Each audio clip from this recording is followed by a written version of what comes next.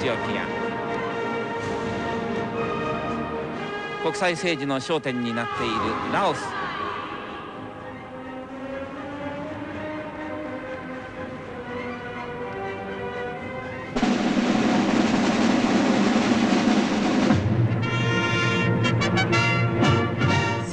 1851年ロンドンにガラスと鉄の建造物水晶球を建てて世界を驚かせた第1回万国博覧会から数えて119年。